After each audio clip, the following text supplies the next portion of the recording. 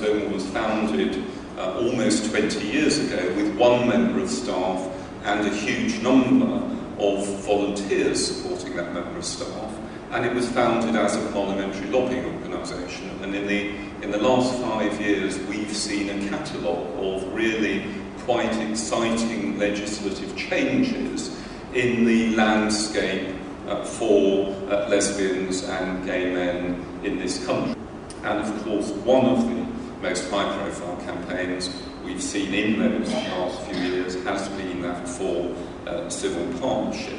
We have, of course, also seen repeal of Section 28, the legislation that prevented and deterred so many schools from tackling homophobic bullying. We've seen the recognition of hate crimes against gay people within the criminal law.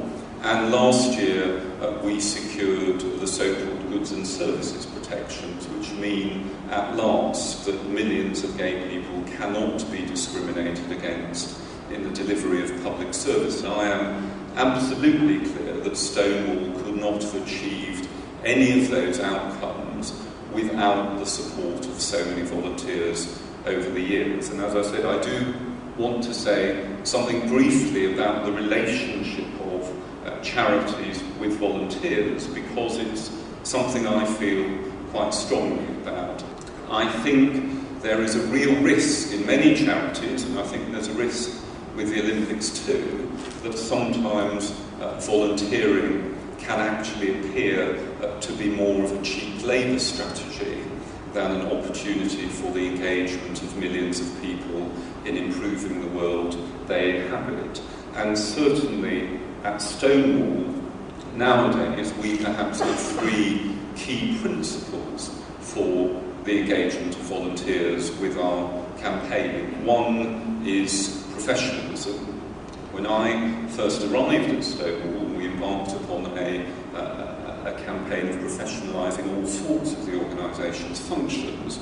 I do remember a very po-faced member of staff sat down with me and she said one afternoon, "You know, Ben, I think you're very demanding and you expect everything to be perfect. What you've got to remember is that a lot of the people here are volunteers." And I thought that was one of the most insulting things that any employee of a charity could say about volunteers, to suggest that somehow, because they are not being paid, they are not committed to the same high standards of professionalism that the charity seeks itself. A second core principle, in my view, of engagement with volunteers is that they should be prized. And too often, again, within my experience, I've seen people who do work for charities, and sometimes even those who talk high-mindedly about the importance of volunteers, not actually treating volunteers as if they are prized. And I'm pleased that our volunteers are closely engaged, not just with our campaigning, but with the establishment of our work programmes and the development of our business plan on an annual basis. And third, I think that volunteers should be able to feel proud about what an organisation is doing. And of course, if you are engaged in political lobbying, you in some sense, as an organisation, whether staff or volunteer-based, are very exposed. All sorts of charities, I think we've perhaps all seen them from time to time, can say we're generally engaged in good work, or we deliver services. It's much more difficult if you are engaged in political lobbying to actually fudge the outcome of your campaigning.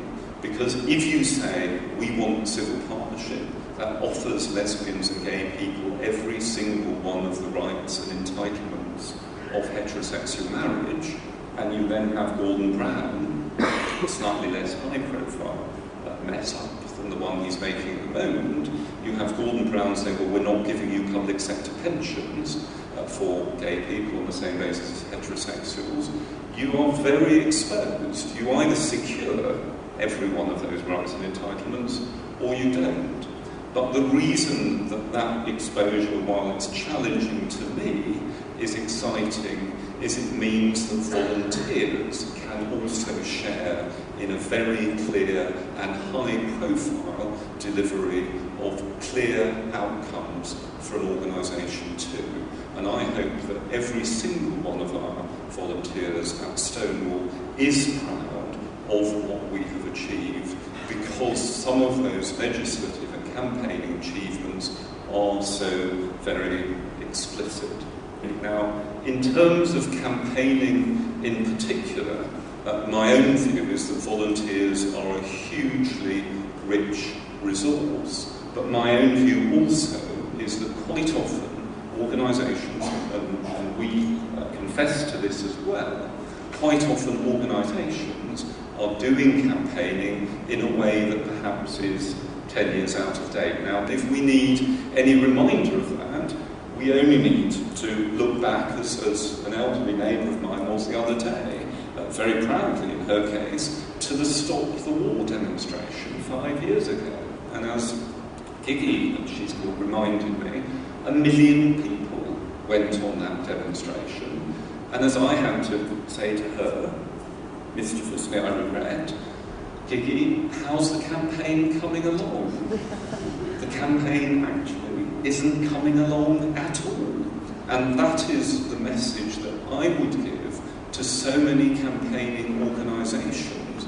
Please do bear in mind that sometimes things that can be very therapeutic for us to do aren't necessarily things that make the world a better place. They may just make us feel better as a consequence of doing something. We're committed to doing too at Stonewall is engaging locally with politicians. Many of our legislative successes in the last few years have been secured after campaigns where we got 12 people in key constituencies to go and see members of Parliament and to say, this matters to me. Of course, where you have communities, and the lesbian and gay community is one of them, where you have communities that have often been invisible in the past, it's all too easy for some naive politicians to say, well, I've never met a homosexual,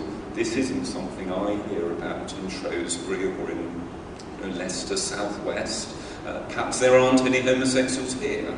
Something that moves politicians is hearing from local campaigners saying, this matters to me.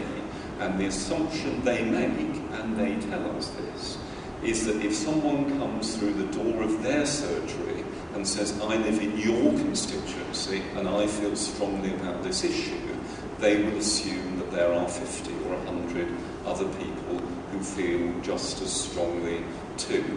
So, as I said, although that means we risk losing absolute control of our message, time and time again in campaigns across England and Scotland and Wales, our feeling is it's worth taking that risk for the benefit of the breadth and depth of engagement that campaigning volunteers can bring to our work right across the country.